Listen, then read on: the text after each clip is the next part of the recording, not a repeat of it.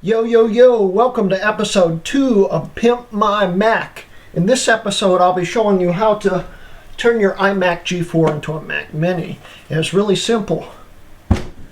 You just take this screen, rip it clean off, and presto, you have a Mac Mini.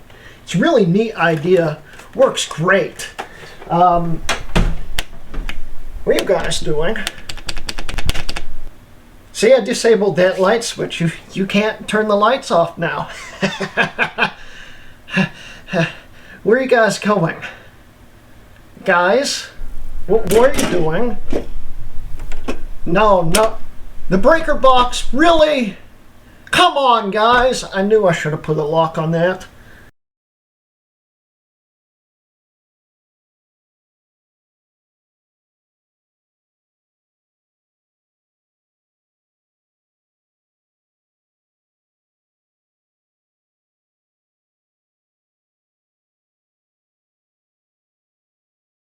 Hello, I'm Greg Rutke of Rutke Mods, and welcome to episode 7 of season 2 of my PowerPC series. This episode's going to be the special episode that a lot of you guys have been waiting for, and it's going to be about my iBook G3 Clamshell, specially built by Collin Mistr, aka dosdude1. This thing is awesome, and it looks awesome, it runs awesome, and we're going to be showing you everything about it that I can. And we'll be comparing it to the original Blueberry right here.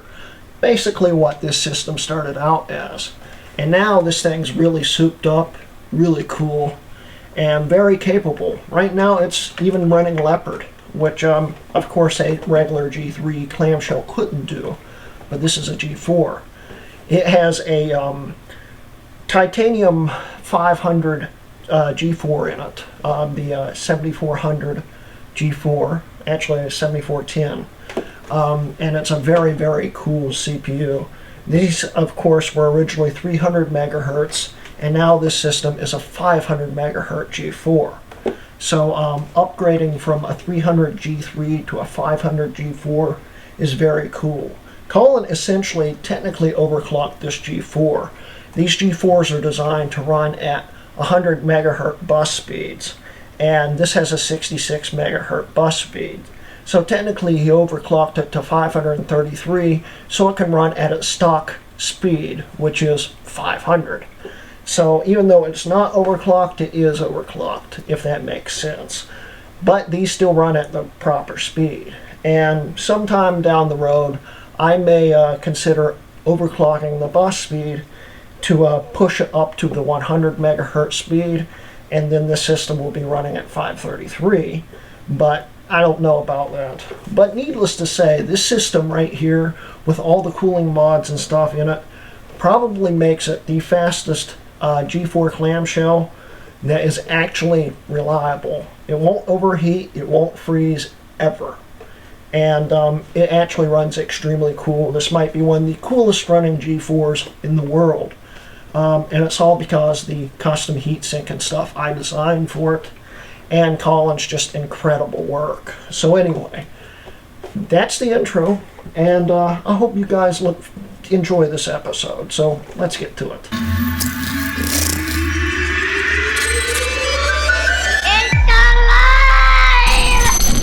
Okay, so before we continue, I would like to plug Collin really quick and say you should really go see the video he did on this machine. You'll be able to see what he did to do it. He has detailed pictures, good explanation, and a good example of what it could do the second he finished it. And I'll tell you what, Collin's a good friend. He makes extremely good videos. I was a fan of his way before I ever met him, and way before this YouTube thing ever really went off for me. So yeah, I'm glad to know Collin. He's a great guy, and he does amazing work. So if you click this link right up here, you can go and see his video on this system, and it's essentially the introduction to this current system and the way it is now. It's a really nice, very detailed video, and I think you guys will enjoy it. Anyway, so I right now have 4 iBooks out right here, and we'll quickly go over something here. First off, we'll start off with the Power Macs behind this system. There's a lot of things in common with this system and those now, besides the color and the fact they're all Apple computers. Basically, this system now, in these 2 stock forms, this, for instance, came in 300 to 450 megahertz G3s with, I think, 1 meg of cache, and those came with 400 megahertz single cores or the dual cores, but we'll just cover the single cores. All right, the 450 megahertz and the 300 G3 here. The 300 G3 would outperform the stock system here because of the extra cache.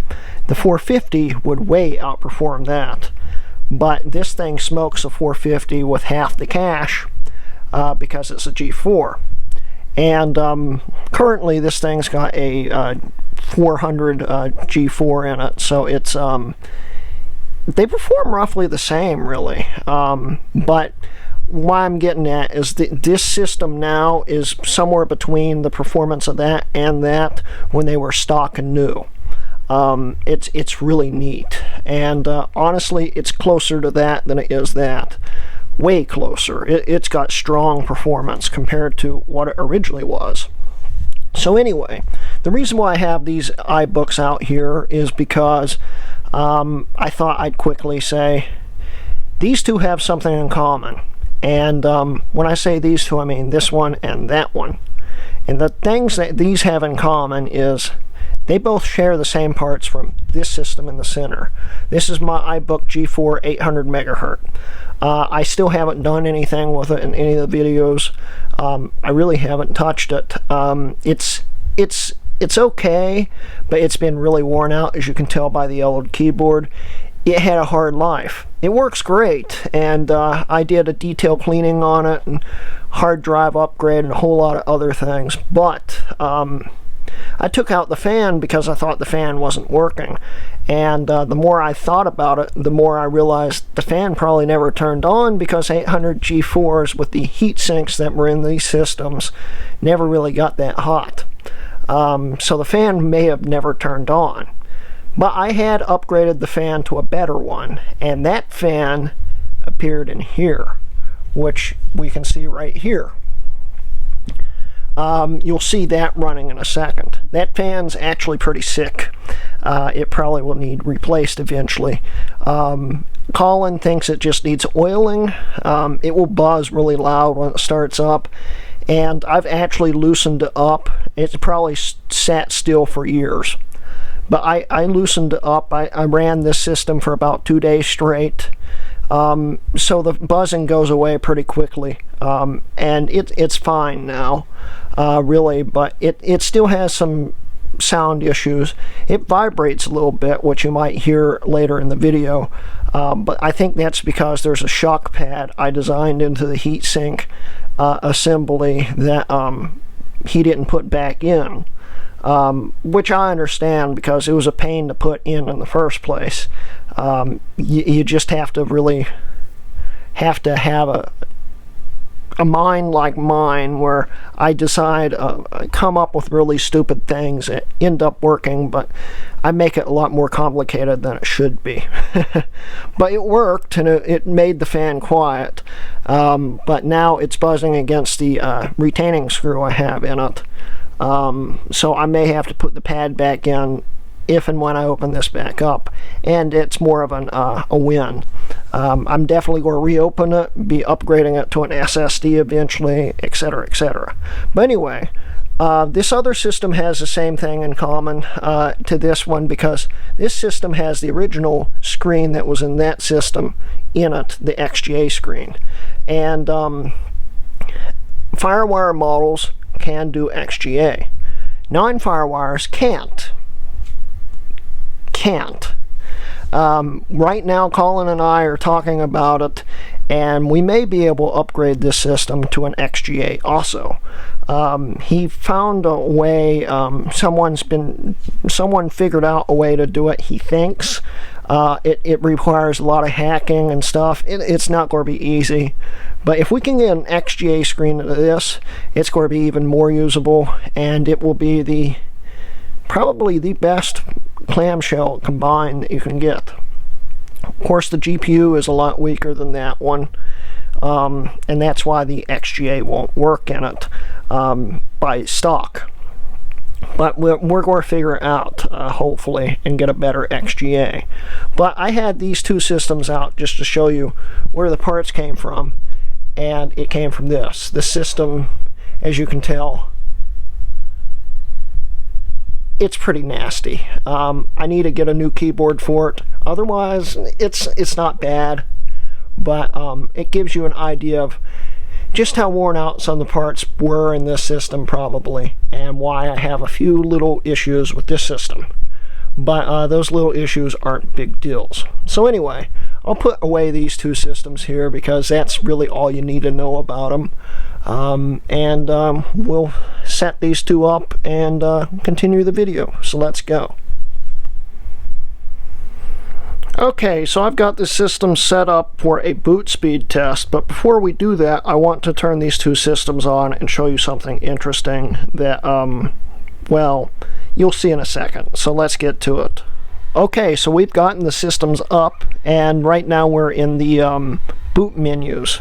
And let's take a quick look at them. Here's the original boot menu on the stock clamshell here. And here's the boot menu on the G4 clamshell. And as you notice, this G4 clamshell's got the second revision, last revision boot menu. The stylized boot menu it would have had when the next model came out. Well, that's because Collin had to do a firmware update to allow this to boot into Leopard. And I've decided to keep this one stock just for the classic feeling, and also I'm not really sure, but it might have something to do with some of the 8.6 compatibility issues this one's having, but I doubt it, because I'd say it's more of the CPU, and we'll get into that later on. But as you can see, this system's got the new boot menu, and this system's got the old boot menu. And yeah, so anyway, so that's just a quick thing here to give you guys an example of just how different these two systems are. And as you can tell, this system's pretty quiet once the fan gets quiet. I ran this a little bit to let it calm down before I started the video a few hours ago. So it sat for a few hours, but as we can tell, there's no buzzing or anything, so that's good. So anyway, I'm going to turn these two systems back off, and we're going to start a boot test. Now, the first or second one may fail, depending, because since this has a G4 in it, Collin explained to me that it has to basically load everything into the ROM or something like that, and G4's stuff's a lot bigger and heavier, so sometimes it won't boot on the first try. If you don't hear a bong when it turns on, it's not going to boot. You have to turn it off, turn it back on, but it's just a little tiny thing, and it's usually on the second try, very rarely the third, but usually on the second try it starts right up with no problems. So we're going to do a boot speed test and compare the two. These two systems have the same RAM amount in them at 576 megs. They have the same speed hard drives, which I think are 5400 RPMs. I'm not totally sure on that. They're both 40 gig hard drives, and they literally have all the same hardware in them, except this is a 300 G3 and this is a 500 G4. So anyway, I'll shut the systems off and we'll start everything up. So let's go. Okay, so I've got a tripod set up right now so we can try to get this all started at the right time without me having to finagle with the camera. So anyway, we're going to start both systems up. Hopefully both of them will bong at the same time, and we'll get a general idea how quickly these boot. So let's go.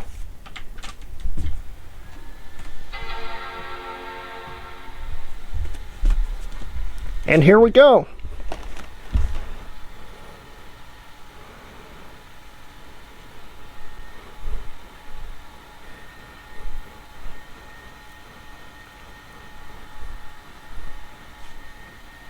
And that one's booted up.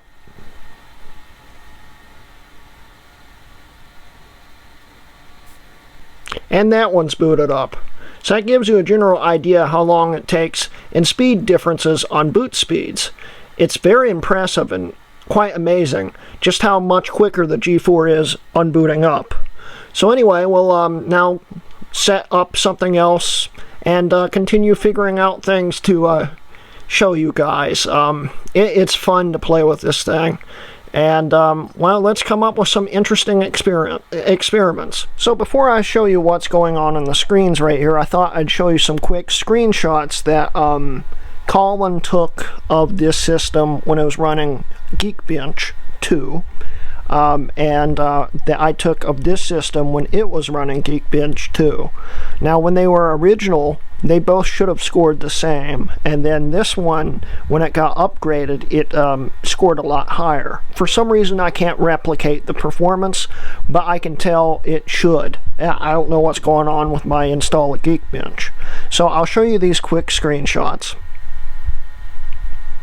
And as you can see, the performance has basically doubled, really. It's amazing how much faster this system is to that one.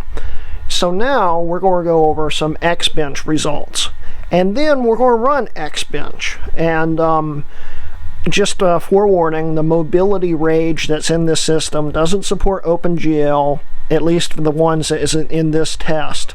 I think it does, a very early form of it, but when it runs the OpenGL, the whole system will basically freeze up for a while. You'll see a black window. It won't do anything. But rest assured, it will eventually. And because the CPU, this system can go through all the tests a lot quicker than this system.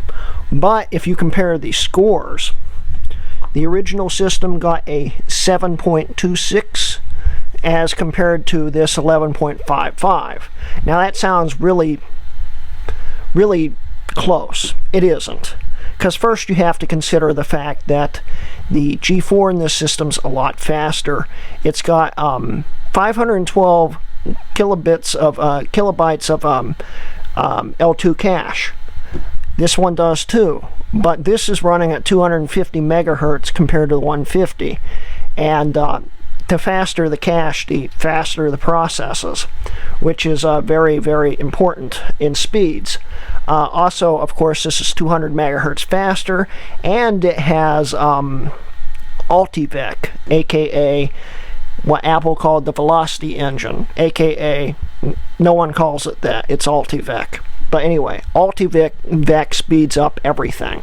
It's a very very important instruction set for PowerPCs to keep them modern, and this system's a lot more modern because of it, and a lot more capable. And as we can see, the scores here compared to the scores here, it's a big difference on CPU tests. Everything it's higher. Okay, so anyway, as we move down, what really killed the scores on this system here was the GPU. And if the GPU had been different, it would have been a much different score. But as we can see, even with the CPU, even with the GPU being a bottleneck, the CPU actually sped it up some at a 12.10 compared to a 10.23. So yes, it did speed it up some, and it helped a lot with everything. Of course, the disk reads and writes will be about the same, but even with the CPU being faster, it did speed up the disk tests a little bit too. So anyway, I want you to see what this is like with these both two running. Just to see how quick they really are. So I'll set up my tripod again and we'll take it from there. Okay, so I've got everything set up to go. I'm going to start the test and then start the stopwatch. So the stopwatch might be a few seconds behind, but I want to make sure the tests start at the same time. So let's go.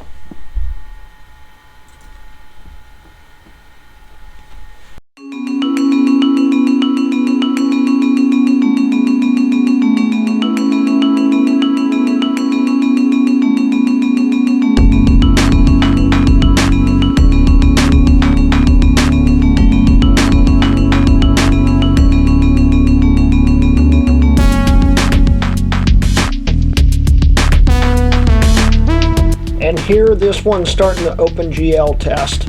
This is where the other one might catch up some.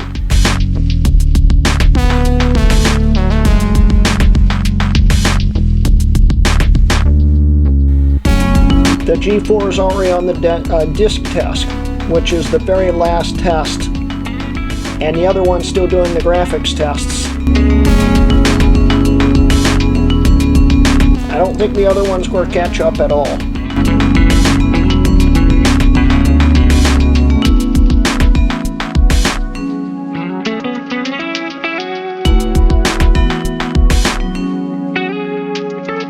And the G4 is finished at around 4 minutes and 50 seconds. And the G3 is still chugging along. And the G3 just got on the disk test.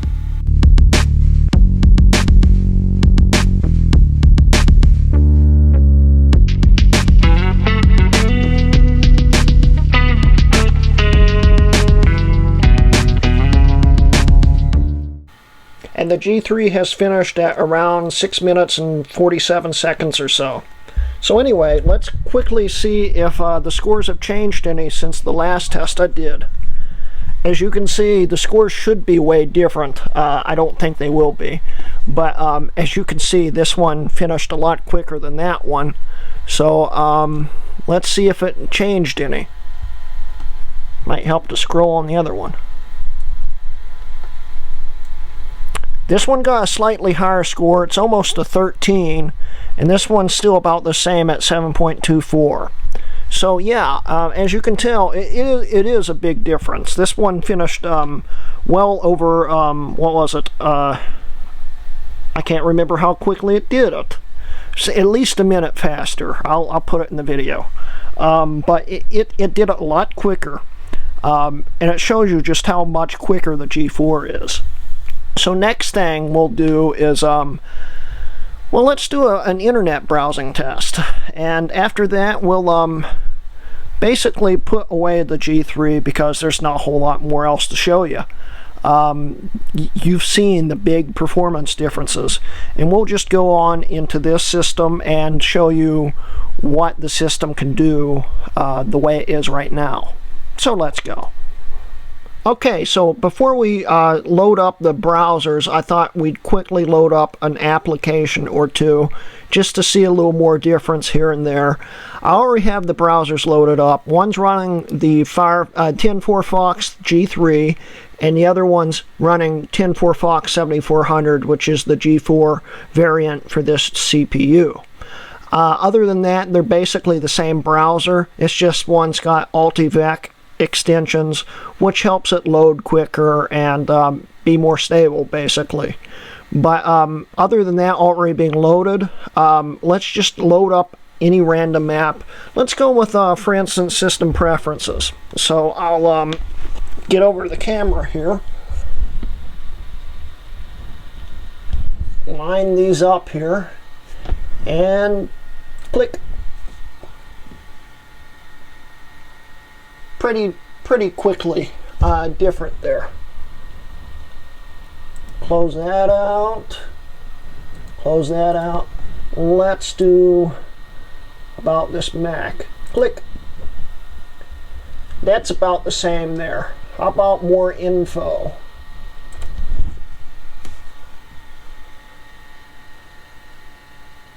that was roughly about the same too.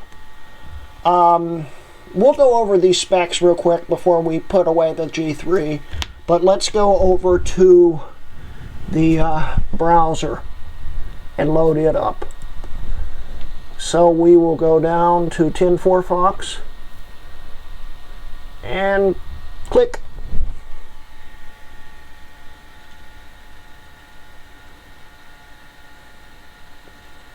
Alright, now I have everything set up. It's going to load into the Low-End Mac Facebook page once I copy and paste here.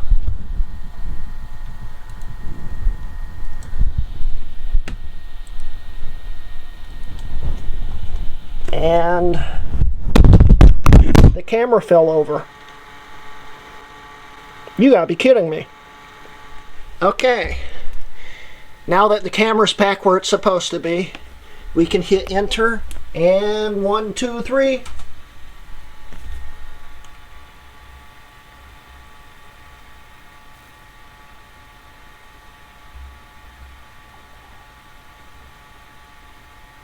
I actually had the G3 loading quicker earlier. Wow. It also apparently signed me out on the G4. They've been signing me out of Facebook on and off since I started this test. I don't know why, but let's try to make this a little more even filled. I'll re-sign the G4 in, and we'll start from a clean slate. Okay, so hopefully they're both signed in this time, so we will just do it and see what happens. 1, 2, 3.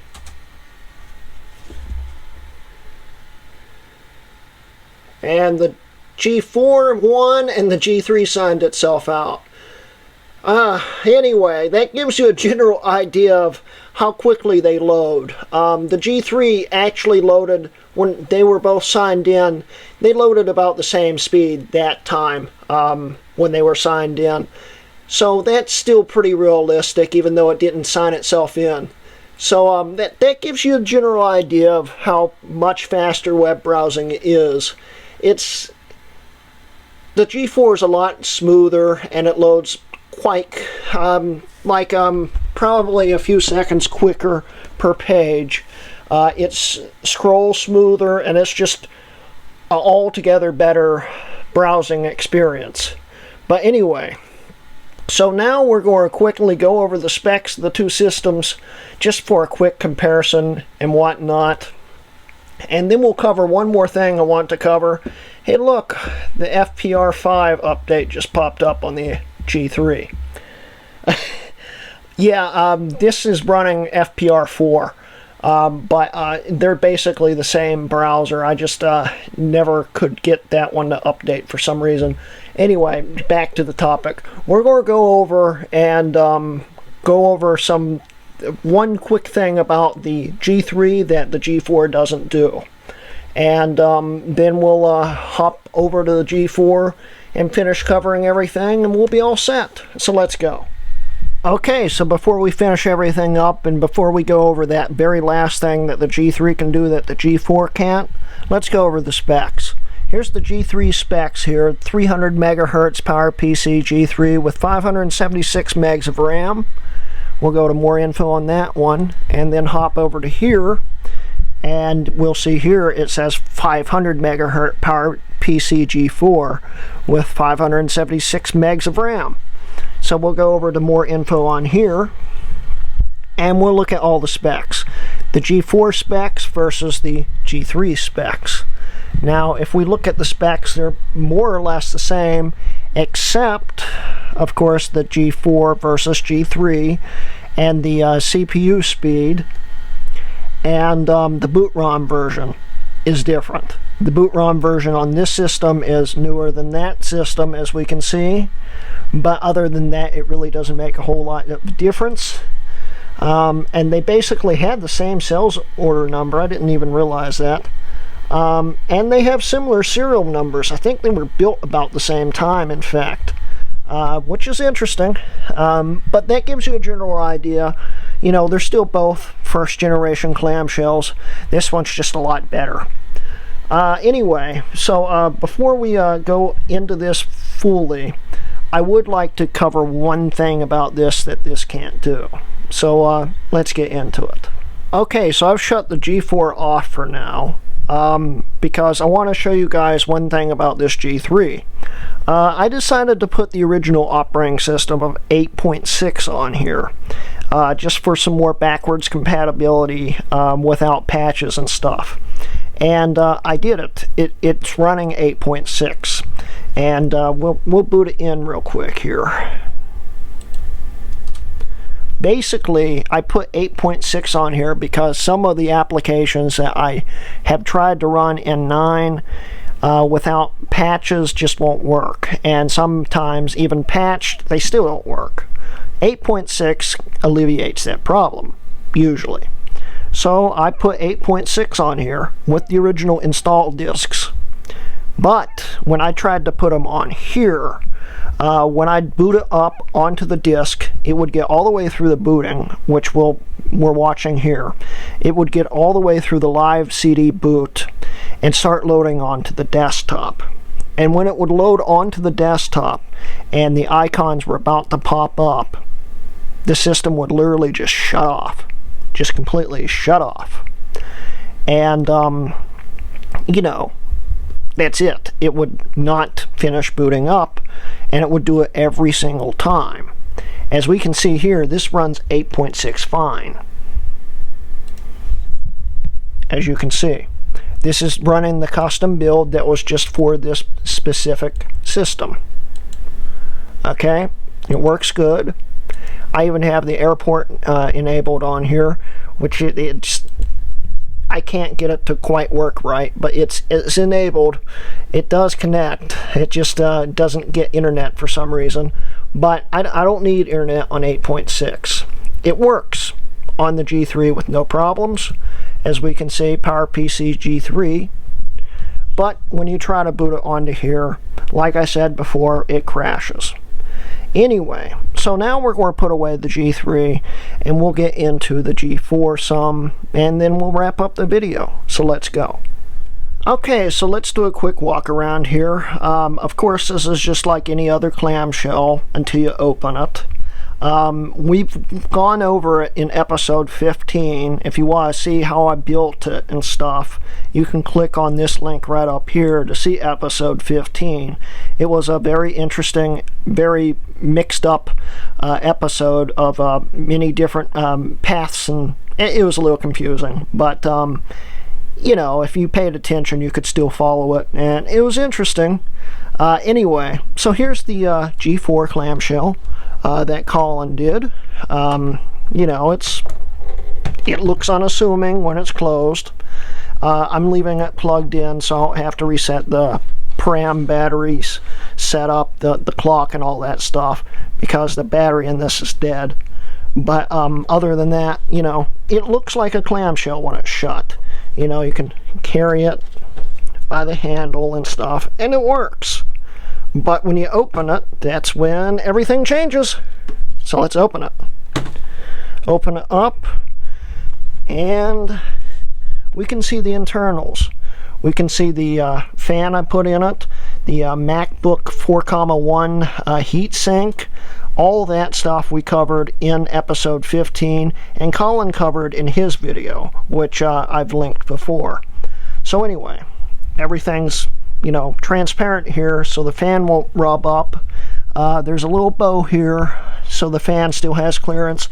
When you're typing on here, you can't even feel the bow unless you're just really concentrated on it. You can't feel it. Something I never really covered was to put the fan in, you have to take the modem out. The modem would sit right here, the dial-up modem. Of course, you don't need a modem in today's world, so I just trashed it. And we both explained that I had to cut out the EMI shield around here to make that work. In fact, let's open this up real quick. And as we look down in here, we can see the custom manufacturing down here that holds the heatsink down. And this heatsink works amazingly well. You can feel the heat coming out of the top and stuff when it's getting really hot, but it's still cool, like really cool compared to most G4 systems, where it would be uncomfortable on basically any G4 mobile laptop. It's just like a warm breeze, basically. The top will get a little warm, but it's nothing. It's so cool. And I don't mean that just by it's cool. I mean temperature-wise, it's cool. It's a very, very nice temperature. And it's very cool that he also got this fan to go down to about half speed, which helped deaden the sound. It was deafening before then. And basically, that was basically the whole assembly there. And if I put this keyboard back in, we will turn this light off here, and we'll start this up. Now, other than the fact this won't run 8.6, 9.2.2 is still plenty enough. It runs 9.2.2 like a champ. Let's just boot into it. Start it up.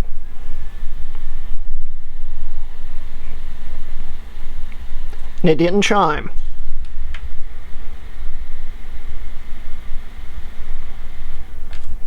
Alright, start it up. And there's the chime. We'll hold down Option.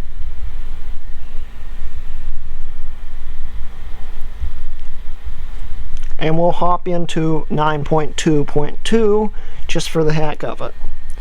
Yes, I'm leaving the fun part for the ending. So we'll let it load up here.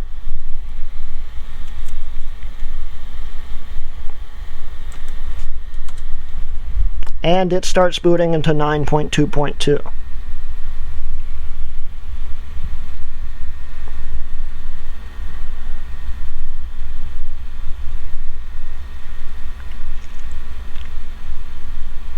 While this is booting, I also forgot to mention that even though I removed the modem, I left the plug in here as a dummy. As we can see right here, it's not connected to anything. There's no wires connected to it. And this is already booted up into 9.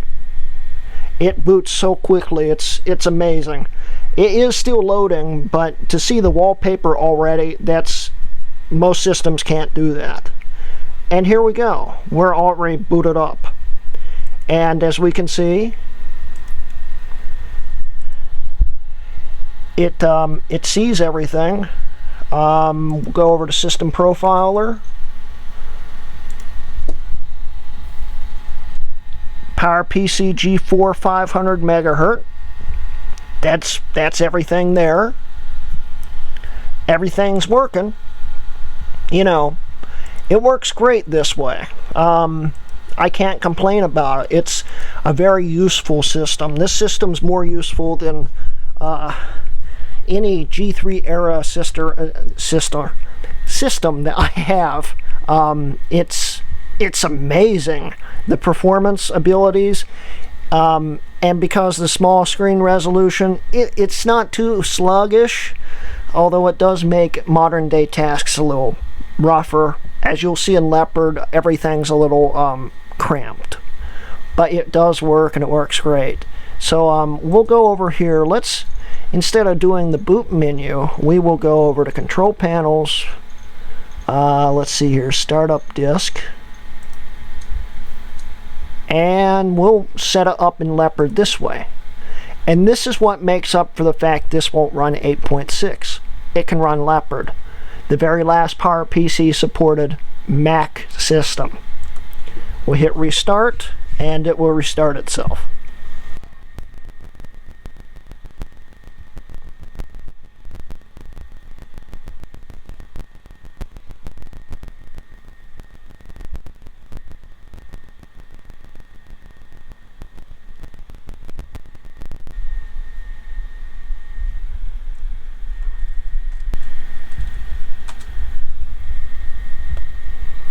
Alright, and we're booted up into Leopard. Sometimes it boots Leopard really quick, and sometimes it's kind of slow. It's still a lot quicker than you'd think. It's manageable. I love it. It's so cool how well it runs Leopard, considering the GPU and stuff in it. Of course, the Rage in this, all Rage GPUs never supported, what is it called? Core Image, I think. Let's see here. Yeah, Core Image. Never supported it, whether software or hardware. That's one of the reasons why Leopard doesn't support some systems, because of the GPU. At least that's what Apple would have you believe. Well, Collin, when he was making sure everything was running on this properly,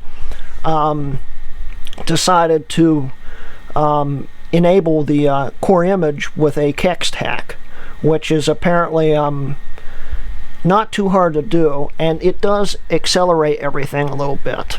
Now, I've taken the liberty of using Onyx on here to speed up animations and stuff. It's still not super fast, but it does speed everything up.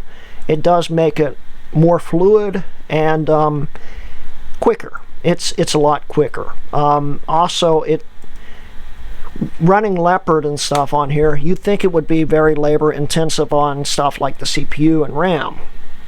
Not really, as we'll see here in a second.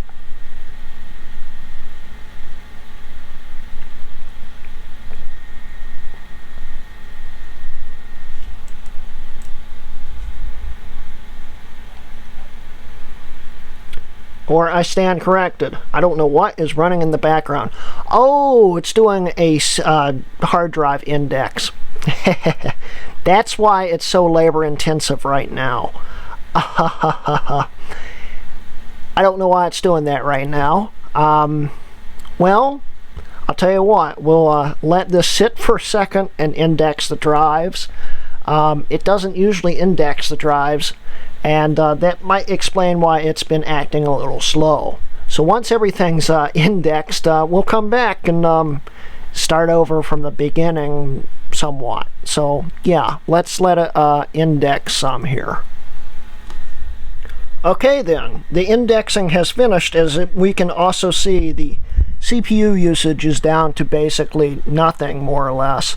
It's hovering between 2 and like 20% usage all the time.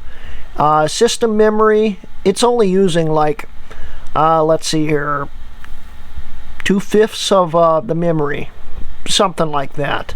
It's using in total 222 out of the 576 megs. Not bad. You know, there's barely any usage going on here. And it's, like I said, really fast.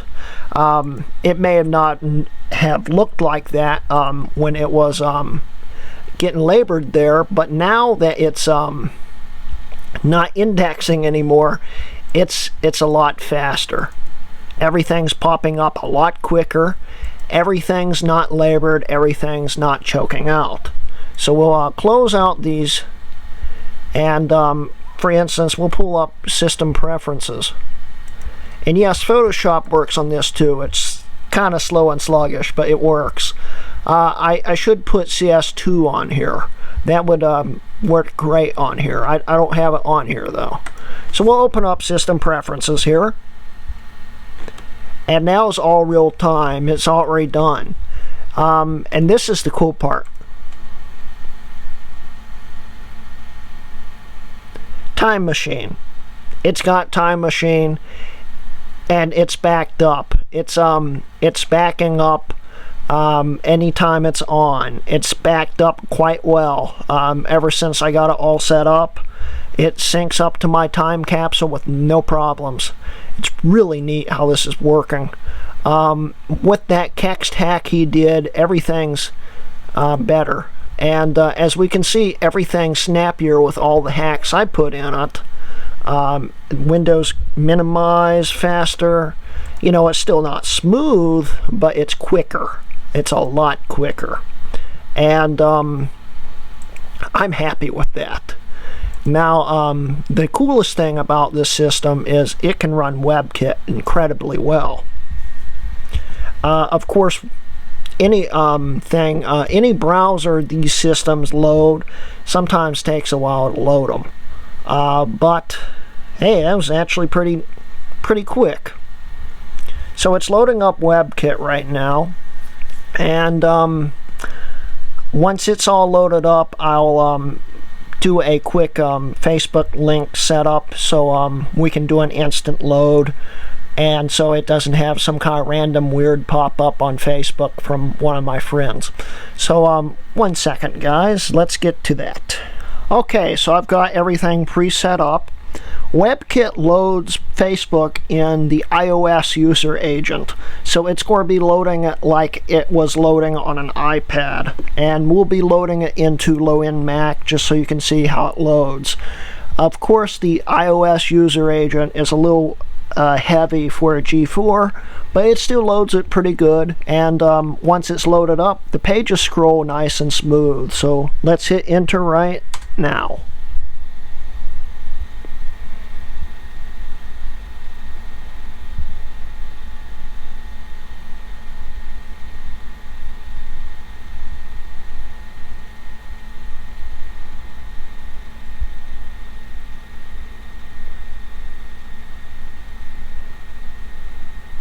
And the page is more or less loaded. It's still loading some of the stuff on it, but as we can see, it's loaded up, and we should be able to scroll it now. Look how smooth that is. That is neat. That shows you that Facebook is usable in WebKit on here. It just loads incredibly well. Look at that. That is cool. And we could load stuff like, let's find something interesting here. We'll look at Mark's post right here real quick and try to load a photo.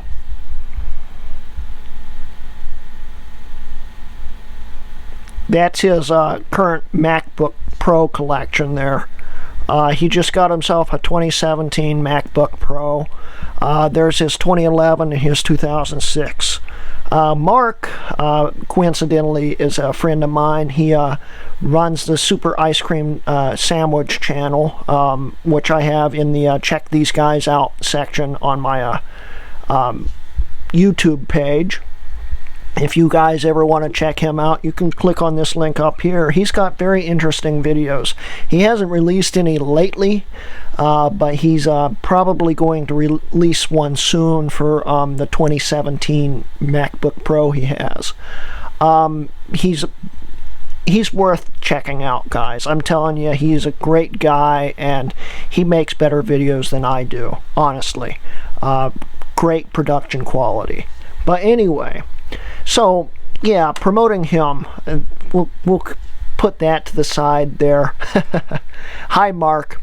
Anyway, so yeah, we'll go over real quick, just showing you that yes, it is running Leopard, and yes, it is running quite well. It's, you know, everything that needs to run runs on here, and it runs on here well. You know, it's fast, it's quick. Collin did an amazing job on this, and it's just, I don't know how to explain it. This is one of the most fun things I've ever played with. Oh, I do have CS2 on here. I should try that sometime. But yeah, it's amazing how quick this thing is. It's blazing fast, and it will load everything nearly instantly, and we're running off a hard drive. Just imagine this with an SSD on it. It would be unbelievable how amazingly fast this thing would be. Anyway, So to wrap up this video, I'd like you guys to check out Collin Mistr's page, aka dosdude1. Collin has been, like I said, he's become a great friend. I've been a big fan of his for a long time, and you know, he does amazing work, guys. He's also a member of Low End Mac. He's one of the moderators on there. Coincidentally, I am now too. So if you ever have any questions for either one of us, the Low End Mac group, you know, great place to come to and check that out. I'll have a link to the group itself in the description. But basically, I want to promote Collin one more time. You know, you guys want to go check out that video, hit that the link right up on the video there. It's also in the description. And if you want to subscribe to him or at least check him out, I'll have a link in the video and at the end credits, so you guys can check him out. And thank you, Collin, for everything. And this is just the beginning for us doing really fun, insane, and crazy Mac projects here. So I hope you guys have enjoyed this video, and I'm looking forward to filming the next one. And you haven't seen the end of this system yet. Anyway, so that's the end of this video, and thank you for watching. Remember, guys, I have a Patreon now. If you want to help me out, I'd greatly appreciate it. There's a link at the end of the video. Anyway, once again, thank you for watching, and this has been a Rutke Mods video.